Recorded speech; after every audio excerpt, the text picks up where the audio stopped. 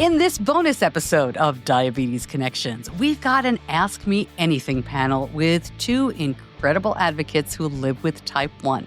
Kerri Sparling and Kenny Rodenheiser talk about everything from independence to their support systems, communication around type 1, mental health, burnout, and more. It's smart and honest and funny, and even after 18 years of parenting a child with type 1, I still find these talks incredibly helpful. This podcast is not intended as medical advice. If you have those kinds of questions, please contact your healthcare provider. Welcome to episode 700 of Diabetes Connections. I'm your host, Stacey Sims. I can't believe it either. We launched in May of 2015, and I try to do a little something special for these, century type podcasts, 100, 200, 400. This time around, I want to bring you into a Mom's Night Out event. We have started doing an Ask Me Anything panel at these, and they are amazing. We are so lucky to have honest and open discussions with people who are living well, but not perfectly, with type 1 diabetes. This panel took place at our Philly event, which was in the suburbs. It was in New Jersey, which becomes relevant at the very end, as you'll hear. Our panelists are Kerri Sparling and Kenny Rodenheiser, and me.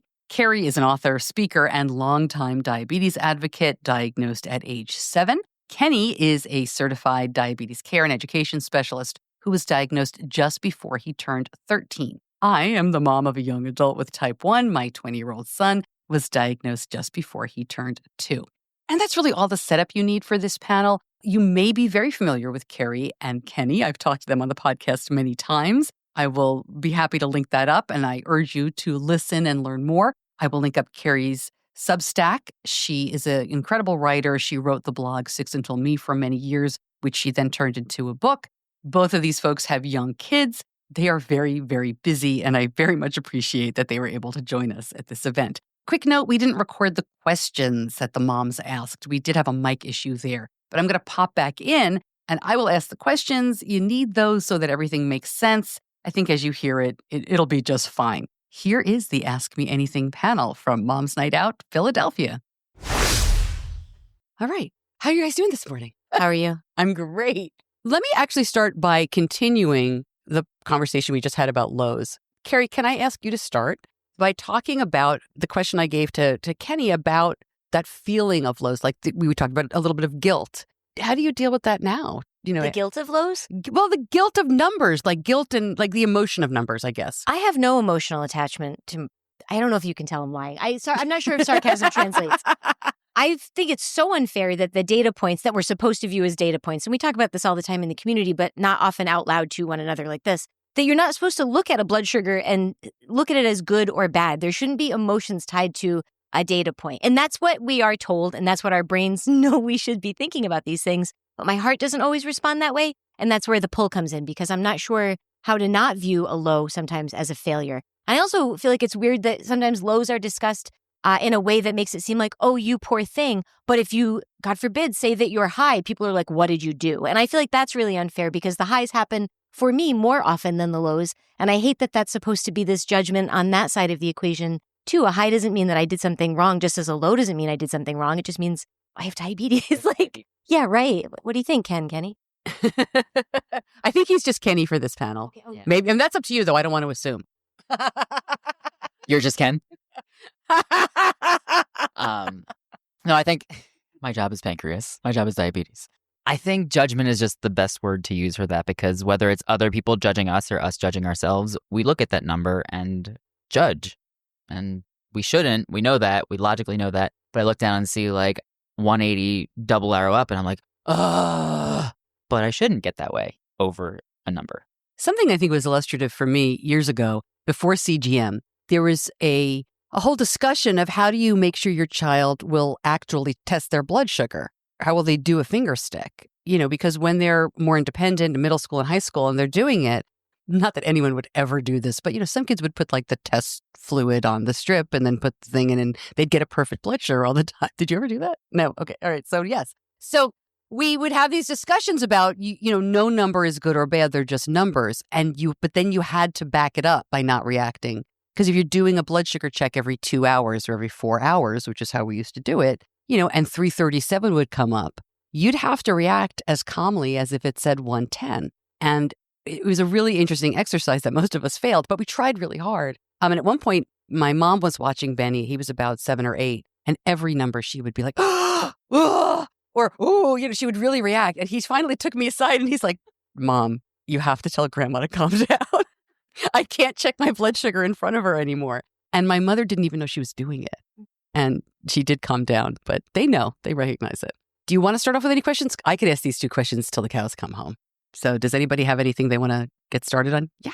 This first question was from a mom with a 17-year-old daughter, junior in high school, wondering about how to prep for the independence of college, especially if she goes to school very far away. They're looking at one 10 hours away. I'll start. I'm going to go last. I'll back Lena. The one with experience will go last. That's appropriate.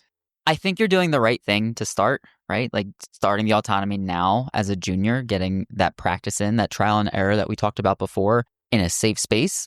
But I also think surrounding yourself with the right support system is also equally, if not more important. Because when I went to college, day one, I told my roommate, like, yo, I have diabetes. This is what happens. Went out to lunch with, it's a Philly. Went out to lunch with him, his parents, and my parents a week into college because they're like, oh, our babies are at school.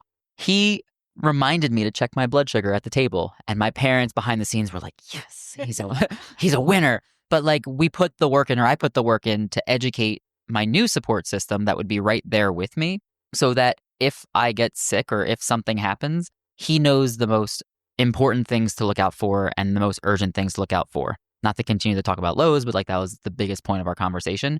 We're all going to get sick in high school and college and adulthood. It's just part of life. So as long as we have those support systems built for the phase we're at and what's around us, I think that would be the best thing to do.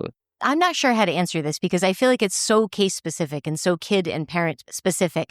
And I'm very independent with my diabetes to the point of irritation to everyone else around me. Like I know there are some people that like to give their diabetes over to someone else for the day to manage all the carb counting and the pump set changes, et cetera, et cetera. I've never been interested in that at all. And only recently I realized that my husband had no idea how to check if there was insulin left in my pump or how to see what my blood sugar was because it's just not how our relationship is orchestrated. That's what works for me and what works for him. But in terms of like when your kid's away and she needs you, and of course she's going to need you. We always need you. Like you're our moms. We lose our minds without you and you lose them without us. That's a good, nice relationship in that way.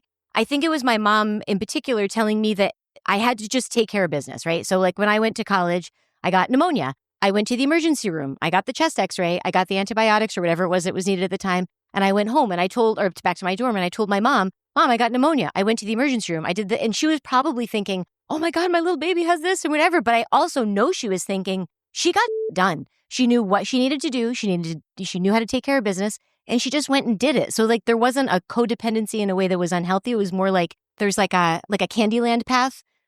It's a weird thing to say to diabetes conference. Perfect. But if this is what's presented to you, these are the things that you have to do. You might not always be able to get help. I might not be always able to help you, et cetera, but here's how you can help yourself. And I feel like that served me really well because I don't need anybody to help me, but when I want them to, it's easy for me to ask for that help because that path is out in front of me. It's like already there. Yeah. Does that help? Okay. I would also say what works for us, again, we all parent differently for sure, with or without diabetes, is talking to your daughter over the next year about what college might look like and when is she really going to need you? Because you probably know that if she gets the flu, she doesn't need you to fly out. It'll suck. But she may need you if she is going to the emergency room. Or she may, you may decide as you talk amongst yourselves, what is this going to look like? And to try to set her up as best you can with what you know she needs.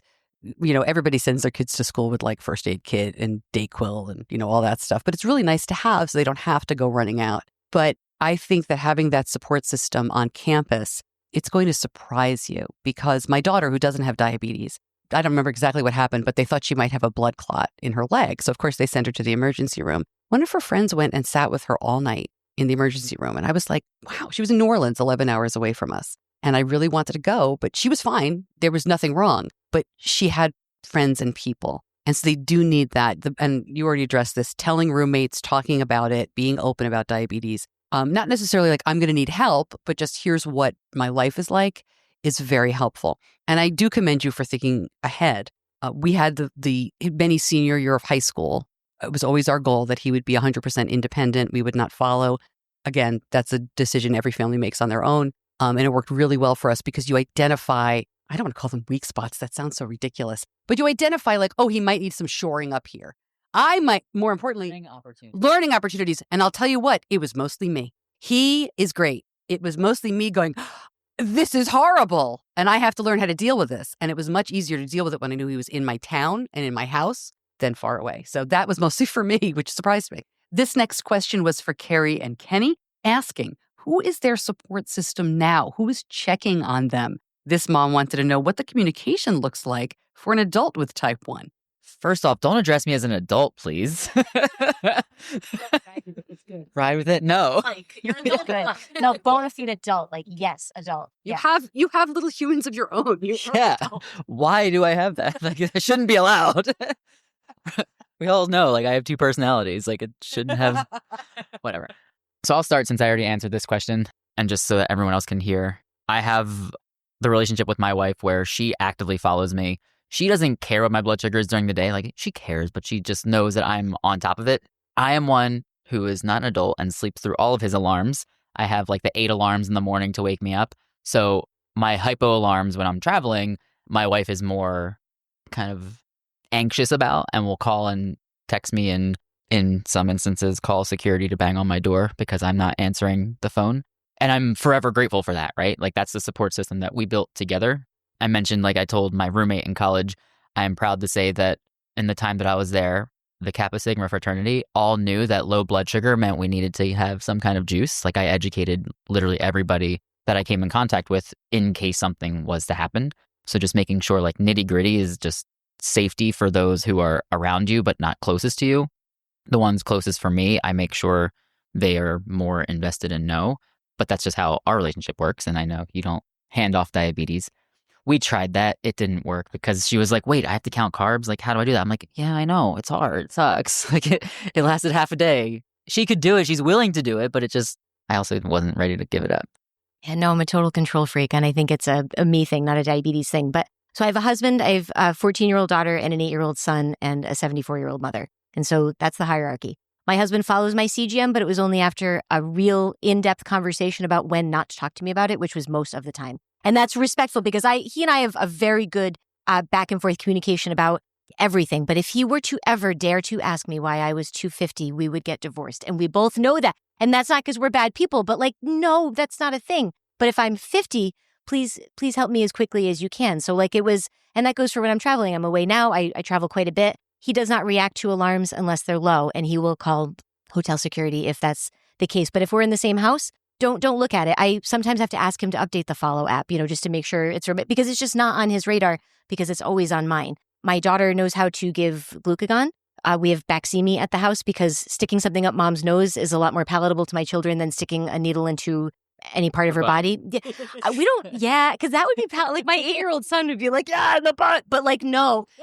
But my daughter, I can talk to about like concerns, emotional stuff, future complications. My son is 8 and very sensitive to what diabetes might mean for his mom. So we don't talk about those things because I know that would set off different alarms in his head. So I have to kind of tailor the conversations. But I feel like the support goes both ways. Like they have my back. Like we don't have juice. When my kids go to their friends' houses and they have juice for fun, that's super weird for them because at our house, juice is not for fun. Juice is medicine. And so part of the support is them understanding why things are different in our house. My neighbors have juice boxes in their house that if I'm going for a walk around their neighborhood and they see that I start to wander towards the trees, they're like, hey, I'm like, oh yeah, like that's nice. But all of that is like the community that's supporting me. It always comes back to me being able to support myself. And that sometimes manifests in wearing a medic alert bracelet all the time. I'm never without it because in the moments where I can't communicate, I need something that can do it for me. I very proudly and without any issue wear my insulin pump in a visible way so that people, if they saw that, they'd be like, oh, something's up here. And I always told coworkers and whatever else. When I fly on planes alone, I usually tell the flight attendant, just in case I start to seem like a trashed, way drunk. I don't drink. So like if I seem drunk, something's happening, that sort of thing. I think it's just more about making sure that I've got my own ship in order and then I can, but is that granular enough? Okay. To set up this question, you need to know that earlier in the day, Kenny had given a separate talk about treating very low blood sugar. And he told a story about giving his toddler a bath, going very low, and having to administer emergency glucagon with the Gvoke HypoPen. One of the moms asked him to share more detail about that story. But first, Kerri jumps in with a good question.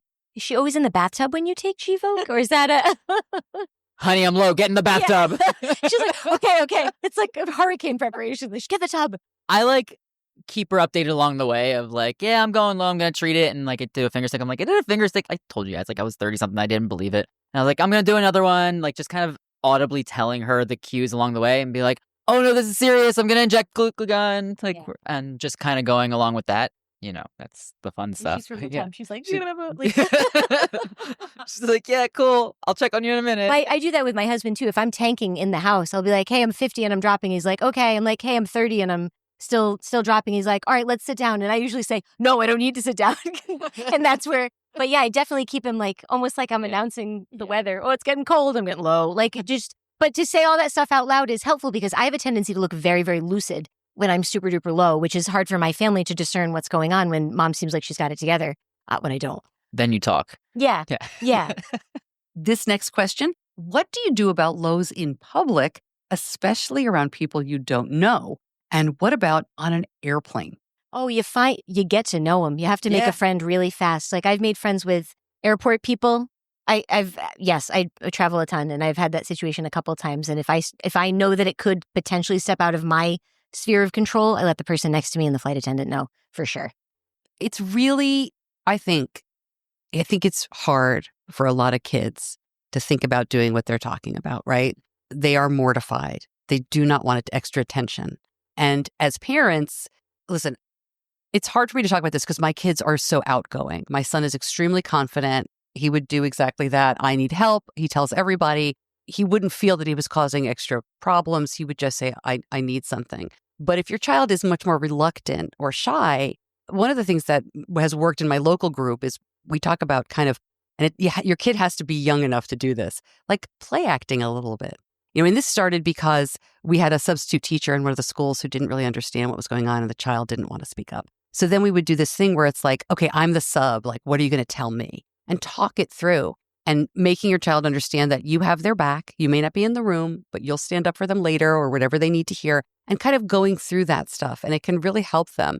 I asked Benny once when we were getting ready for college, what are you going to do if your roommate freaks out? And he said, well, he doesn't have to do anything. I just tell him I have diabetes. I'm like, yeah, but you're telling him like the wrestling guys. You might have to use the Gvoke. You might have to.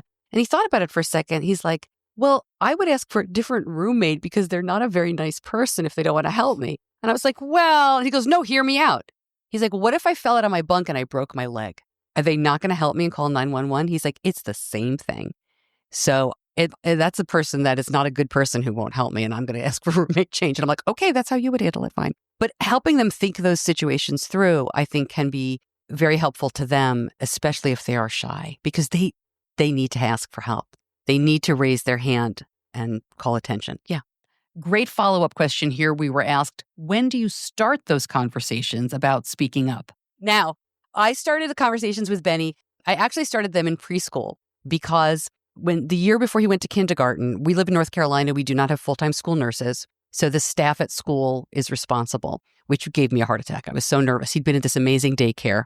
So we decided that the more he knew about his diabetes, the easier it would be for school. So we were like, big boys learn to check their blood sugar and use their insulin pump for kindergarten. And he was like, they sure do. So, when your kids are little, you can tell them like big kids do anything. Oh, yeah. So and he had to use his pump and check his blood sugar. He had to do finger sticks, before Dexcom. And this was all with supervision. But the people at school didn't have to do it. They just had to walk him through it. So I started having conversations with him right before kindergarten, and at the start of every school year, I would say, what do you want to do with diabetes this year? I want to buy lunch in the school cafeteria this year. I want to go on a field trip without you. And every year he would make some progress. Now, by 8th grade, he was like, I don't want to talk to you about this anymore, and I would make him do it anyway. And he would pick something ridiculous. But then junior year, he was like, I don't want you to follow me. And I was like, that's not where we were heading. But that helped. And I think having an age-appropriate conversation at the start of every school year, or maybe there's holidays or whatever, travel, like whatever works for you, I think it's really helpful. And then the nicest part is Benny says now, he's like, he knew that he could talk to me about diabetes in a very easy and non-judgmental way most of the time because of those conversations, even when he was rolling his eyes at me for 4 years. He really heard me. We were then asked about the burden of diabetes from a woman whose daughter is 13, diagnosed a few months ago, and she wants to know how much she should make her daughter do. I feel that, right? Diagnosed a month before my 13th birthday. Like, I feel that. Give as much as she wants to take on at the moment, and then take as much as she wants to give up at the moment, because if you're giving everything, diabetes burnout will happen right away. And we want to avoid that at all costs during the punk teenage years. But it's really tough because there's some days where like, this is mine and I got it. And there's other days of like, I want nothing to do with diabetes. And both are appropriate for right now. But it's really hard. The first injection I ever gave myself was because I wanted to go to a sleepover. And my parents said, there's zero chance you're going without you stabbing yourself. And for 20 minutes, I was like, all right. But that's what motivated me to do that. And I'm pretty sure my parents never gave me an injection after that moment because I liked the way that I do it because I was stubborn. I didn't like the way that they did it. But that's where I was at that point, ready for it. I just want to give you a little bit of our experience. So we did everything for Benny because he was 2. But when I sent him to kindergarten, he did everything at school. But he did nothing at home. We never even thought about making him do it at home. He was 6, so he'd come home and, surrender everything, and we did it for him. But then when he was about 10 or 11, and we would go to diabetes conferences, and other kids were changing their own infusion sets and changing their own Dexcoms, I was kind of like, are we letting him fall behind? And he really had no interest in doing it for himself when we were around, but he would do it by himself wherever he went, sleepovers, camp, it didn't matter, school, but he wouldn't do it at home. And we would go back and forth a little bit about it because Slade always wanted to push for more independence and I always wanted to baby him a little bit more. But it was a source of tension for sure. And then around age 13, it was the Dexcom G6, frankly, because I don't know if you guys remember the G5. It kind of was a 2-handed operation, like a 2-person operation. And the G6, like they advertised it as one hand, like you just slap it on. So he wanted to try that. And just like you, he did it himself for the first time. And then he was like, okay, I'm done. Please never touch me again. And I think looking back, I wish we hadn't stressed out about it so much because it's really up to them. It's up to him. Who cares if as long as they can do the things they want to do, right? As long as they're not tethered to you. I don't think it mattered in the long run that he was 13 and not 11 or 13 and not 16. It was just that he got to do what he wanted to do with his life. And then he took the burden up when he was ready. And he knows that we'll do it for him anytime he wants and needs a break.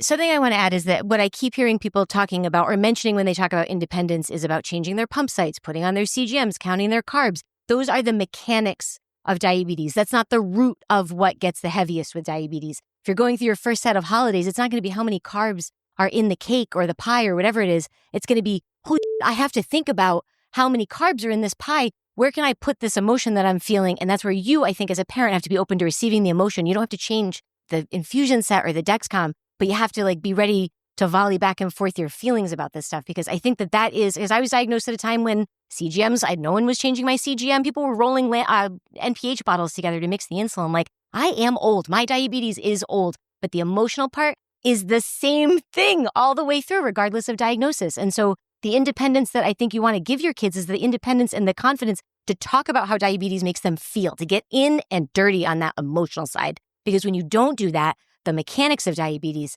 they become this extra burden. But when the emotional part is addressed, the mechanics just become mechanical. You can just get it done and it's not a burden. I don't know. I don't mean to because infusion set changes I know are hard. You're dealing with small children. I'm not the parent of a kid with diabetes. But those feelings, man, they're coming at us from all sides. And I want to make sure that gets as much attention as changing out a Dexcom. This next question, I think, was a very good follow-up. A parent with a teenager who doesn't seem to need or want any help, but the parent is concerned about potential for burnout. I'm going to share a story that's not mine, but that was really powerful for me to hear, and it was one of our speakers in Charlotte. Her name is Madison Carter, and we did a podcast. I did a podcast episode with her talk, so you can go back and hear it. And she said that she was diagnosed as a, 6 or 7-year-old and immediately took over all her care, did not want her parents helping at all, did everything. And when she was in her 20s, they had a family tragedy, and she just felt that she could not even do diabetes. She was so distraught. So she called her mother and said, I can't do this right now. And her mother said, well, come home. and I'll do it for you. So I think it was a 2-month period where maybe it was 1 month. I don't remember. She's a young adult. She'd been working and had a career and was independent. She came home. Her mother did her diabetes for her for a month. And then she was back on her feet and went back. And she said, the lesson I want you moms to learn is your children may be independent. Early on, it may take them a long time to get to independence. But if they know you are there for them, if they know that you are willing to help them when they need it, if they need it, they will come to you. And so I don't have a great answer. I'm not a healthcare professional about burnout and teenagers. We were pretty fortunate that our kid doesn't seem to have experienced that. But I don't think we ever stop being moms. I know my mom still calls me and is like, how are you doing? I have my own autoimmune condition. And she's like, what's up? I don't think we ever stop. And so if your child is really excited about it now and is okay with it now, in 6 months, they may not be. In 6 years, they may not be. And as long as they know that you're there for them, I think to me, that's the important part. I would just say be ready at any moment to jump in. And if it's years down the line, your child's 20 years old and saying like, oh, I can't do this anymore, have your like, oh, I need to relearn diabetes in the background, but just be ready. You know the basics, and that's the most important thing. And I think, unfortunately, the answer to your 15 to 18-year-old question is the same answer, which is communication, be open, be ready for that mental burden. We felt like 15 to 18 was a little easier. Like middle school was the hardest for me. I just felt like Benny had no brain. It's like he was just the fog. And my daughter was the same way in middle school. The fog of middle school is really tough on those kids. And it's when independence is just starting. And a lot of them are really bad at diabetes. And you kind of have to make a judgment call as a parent, like, are we going to let... There's no good, there's no bad. Sorry. How out of range am I going to let my child be in exchange for learning from his mistakes, not diabetes mistakes, but like just being a kid? And high school, 15 to 18 was easier. I think driving is the one thing that you really have to focus on. So, yeah. Another mom asked about her 14-year-old diagnosed at 11, and she is worried about future complications because she says sometimes her teenager doesn't bolus correctly or skips a bolus here or there. That's a terrible diabetic. I don't know anybody who does that. That's horrible. I mean, really, can you believe this? Oh my God. You all heard my stories. I'm sorry. Yeah, of course.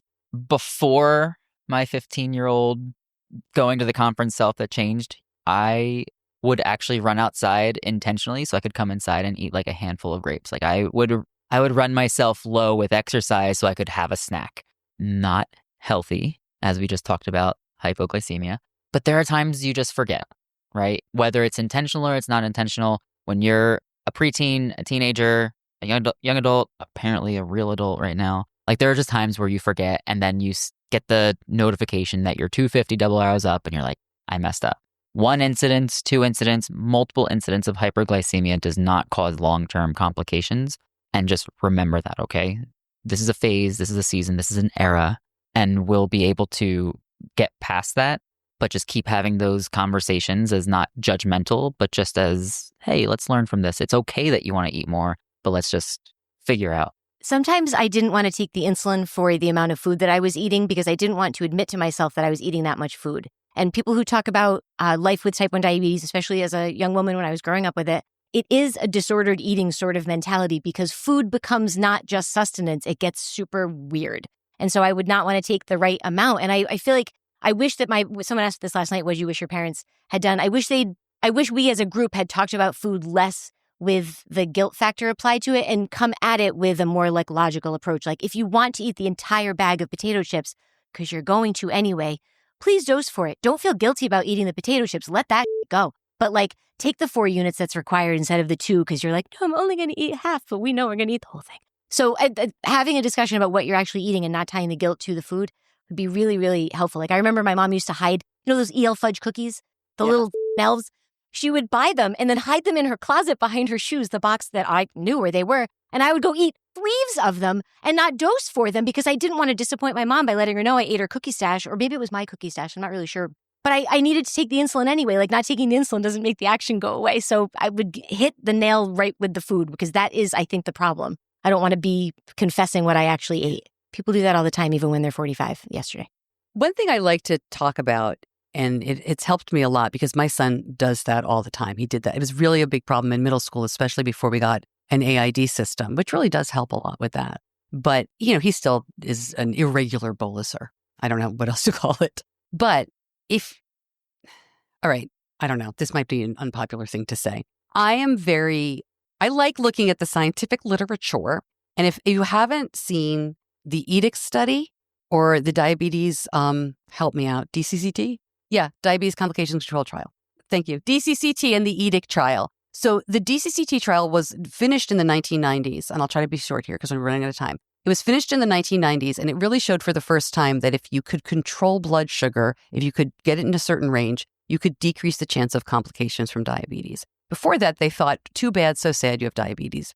Nothing can be done. So they showed that an A1C of 7.5 reduced complications very, very low. The EDIC study continued that, and I think they've had a few papers on it, but I think it still continues. And I'm curious if anybody has seen this and thinks they know what the number is, that the complications go down almost to zero. And I think if you're on social media, you might think it's 5.8 or 6.2. It is 7.5. Now, the other mitigating circumstances are you have to have an endocrinologist. You need to be under, physician's care. You need to have access to pharmacy, like you need to be able to get your insulin. But other than that, this wasn't any bunch of special people. And so I think we beat ourselves up and we feel so guilty because we see people and hear people talking about these perfect blood sugars. And we think, oh my gosh, if my child's A1C is in the 7s, they're going to have a terrible life. It makes me angry, frankly. And I think people who put that on social media who are not doctors and have no medical background are doing us all a disservice. They ought to be ashamed of themselves. I need to jump in and add something about the EDIC study that I left out, and I think it's very important. So I said that during the EDIC study, the average A1C was 7.5, and that decreased complications very much. But it's worth noting that the people in that study had been diagnosed years and years earlier, 20 or 30 years earlier, most before they even had home blood glucose meters. So it's not that they had an A1C of 7.5 for their entire lives. It's assumed that their A1Cs were much higher in childhood, probably even into double digits. But being in range, that 7.5 A1C during the EDIC study, was enough to significantly lower the risk of complications. And I will link up the DCCT studies and the EDIC study in the show notes. So I would say just be careful about expectations and not. I see you, Slade. Okay, go ahead. You ask your question. And my husband asked this next question. Slade wanted to know, why do we do this? Why do we keep speaking and advocating? I'll go first. I'm compelled to talk. I don't know if anyone knows that. I made a career of it. And, I've been in radio and television my entire career. As a kid, I made commercials on my cassette tape recorder and interviewed my stuffed animals. So I'm a freak. But when Benny was diagnosed, we were not connected to social media. We were not connected to a lot of people. And he's a happy, healthy, and independent kid. And I do wish I had done some things differently. I still feel guilty about a lot of things. But I found that sharing our message of ordinary diabetes stuff, he's not running marathons. He didn't get into Harvard on a big scholarship. I didn't even think about that. But he's a great, wonderful kid. Not even his first marathon. He's like a normal doofus, and so am I. And I think spreading the message of, look, diabetes is terrible. Nobody wants to have type 1 diabetes. No one wants to have type 2 diabetes or any diabetes. But you can do this. You don't have to ruin your relationship with your kid. Your kid's sibling has problems too, right? Your other kids. And I think I want to just inject some humor and inject some realism and push back against the perfection that I see online too. I guess that's my answer. Let us talk, Stacey. Oh my God. So it starts with me when I was 17 years old. I was at the diabetes conference that I go to frequently, and I was brought into a room of someone who was diagnosed at the hotel from Australia. He was there for a karate tournament, diagnosed with diabetes during a diabetes conference. Talk about stars aligning. I was the first person to talk to him and his family about diabetes and how you will be okay. There are ups, there are downs, figuratively and literally, but you'll be okay. And quite honestly, that is the moment where it changed me wanting to go from finance to going into healthcare. Because when I left that room, went back, he got discharged from the hospital. He showed up at the hotel, and we threw him up on our shoulders and walked him into the teen dance. And his parents were looking at my parents are you going to let them do that? And they said, Kenny said it's okay. right? Like the balls on those parents, right? Like, whew. But to be serious, like that fulfilled me in a way that I had never felt before. And I'm grateful that happened when I was 17. Didn't have to pay a lot of money at college to go to finance to realize that that is not for me. And then moving into a healthcare provider role. So being a diabetes educator, working with patients, I did do marathons. I did do I know. Thank you. Thank you for accepting me. I did do like crazy active challenges. I've done traveling. I've hiked up Machu Picchu. Like I've done a lot of things to be able to prove like, look, I am just a doofus, but you can also do this. This is possible living with diabetes. And that's the message that I always like to portray too of I'm not going to let it stop me. Please don't let it stop you either. So kind of a lead by example. Benny did hike up Masada. He was super active. I didn't want to take that away from him. I went to Target yesterday, just so you know. So I was diagnosed when I was 7 and I started writing a blog when I was 25. And the reason I started writing a blog about living with diabetes was because when I looked at Google, I saw a bunch of reasons why my life was going to suck.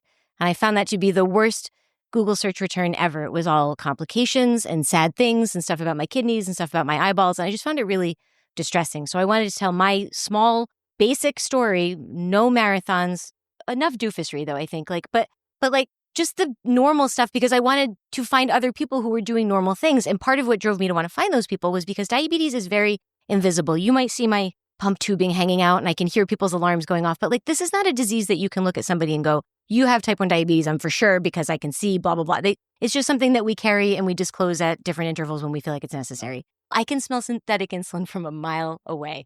But like, I wanted to share my story for that reason. And I didn't want to do it to be able to hold the microphone. I wanted to be able to find my community. And I feel like in those moments where diabetes feels extra crummy, knowing that I'm not the only person dealing with this or trying to survive through this makes it so much easier. And so, I talked about community last night. We've talked about community a whole bunch today, but it does come back to that root sort of thing. So when you're asking why people might want to be an advocate for years, decades, it is as self-serving as it is community serving. It's so that we know that we are not alone. And it makes all of this a lot more palatable, makes the burden a lot lighter. And also it's very, very selfish because if I find other people like me, then I get to feel like I'll be okay. When I see people that have had diabetes for 40, 50, 60 years, I feel like that's on the cards for me too. And that makes me feel hopeful. It was the same as when I saw Nicole Johnson talking about being pregnant. I was like, hot damn, I want to be pregnant too. Like not in that moment, but just seeing someone who had type 1 saying that they were doing like achieving this goal that I wanted for myself. I want to be an old lady with diabetes. So to see all those old ladies with diabetes, I'm like, yes, now I want that. I want to be an old bag with diabetes. I've said this before in multiple podcasts, but that's like my actual goal. I want to be old. And so I'm hoping that by my sharing my story, people will know that they can be middle-aged, and people who are sharing their stories past the age that I'm at now, I want to be like them. And it all becomes that, what's the snake that eats itself? That's the one. I like that only in an advocacy sense. The Ouroboros is going to be Kerri's symbol for it. Yeah, we got to wrap it up with a quick question. The last question, when does it get easier? And specifically, she asked, when do you stop crying?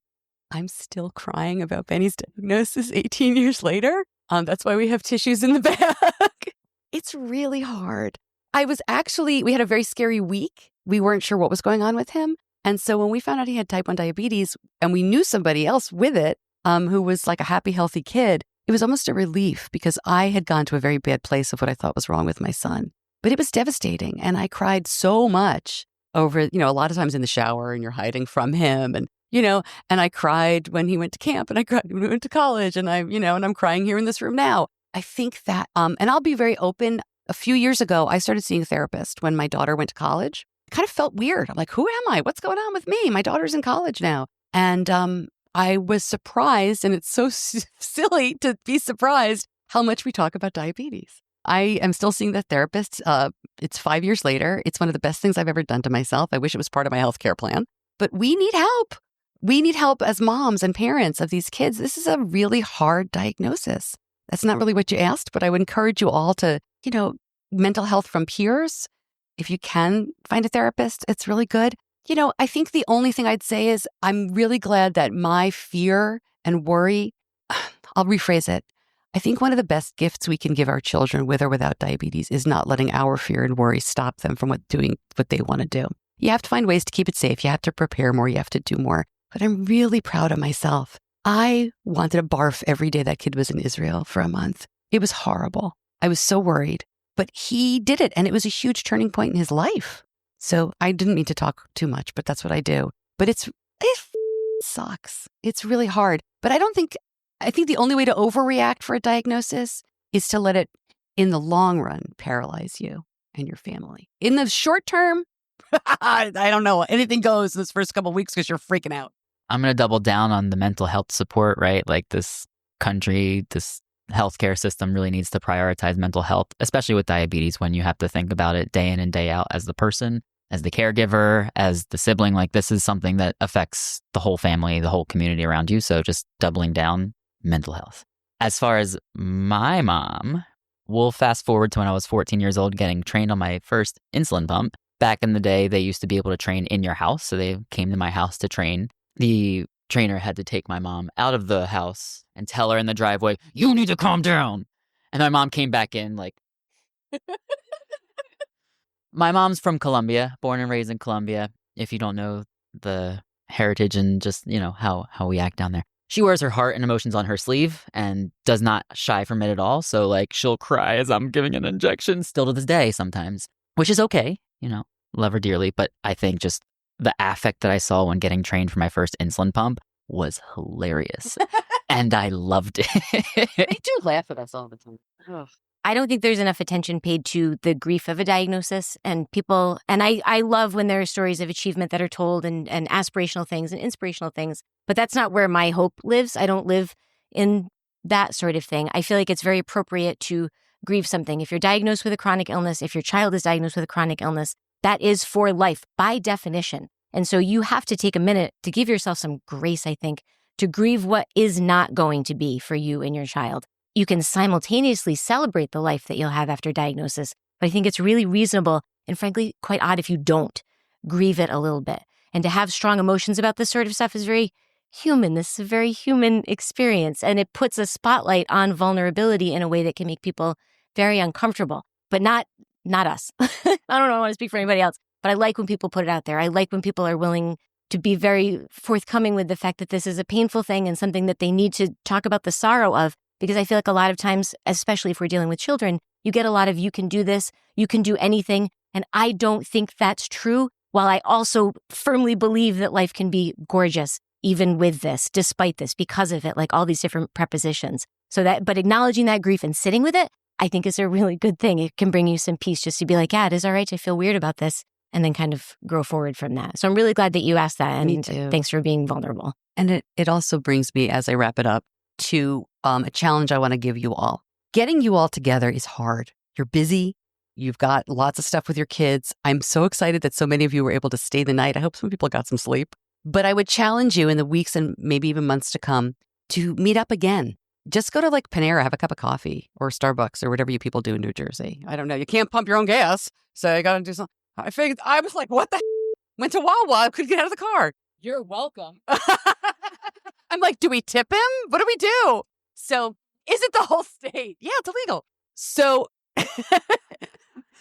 we have a Facebook group. You have already gotten an email and you'll get another one for Mom's Night Out events. So you'll be able to find each other, or hopefully at your tables of children with similar ages, exchange contact information, maybe make a plan to meet up again very soon, because I think talking to each other, our families can be great support, our other friends can be great support, but nobody really gets it like us. So keep talking to each other. So that's my hope and my challenge for you. I'm really hoping that these Mom's Night Out events will lead to more local stuff. And then I just want to say thank you. I mean, I think that's a very nice time to end on the mental health and support, but you guys are great. And you've helped me in, I don't know, even after 18 years, I feel like I'm still learning. I'm still getting a lot out of this. I don't talk to Benny about diabetes as much, but hearing you all talk just makes me feel so good. So thank you so You'll much. Never stop learning. Yeah. Boo. I hate that. But a big thank you to Kerri and to Kenny.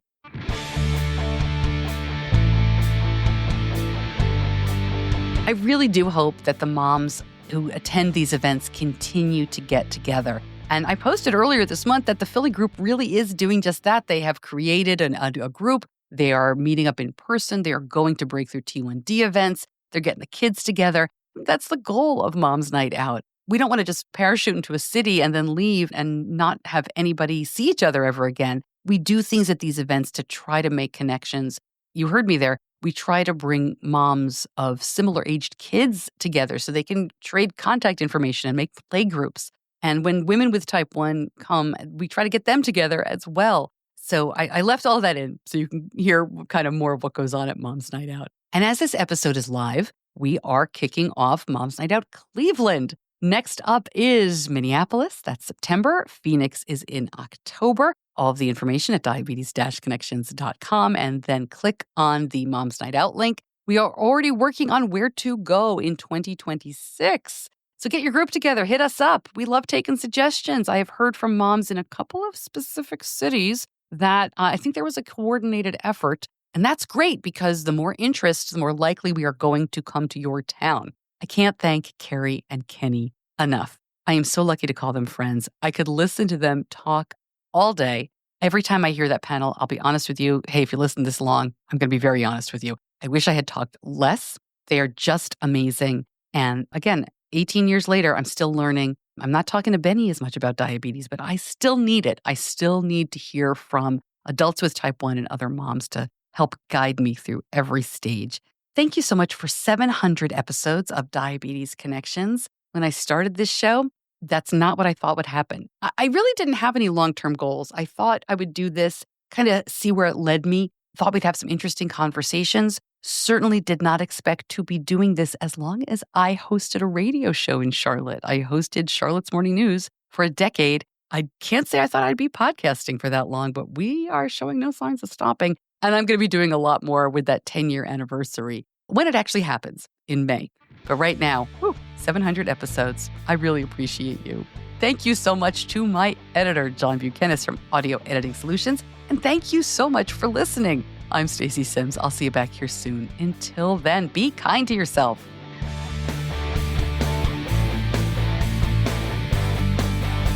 Diabetes Connections is a production of Stacey Sims Media. All rights reserved, all wrongs avenged.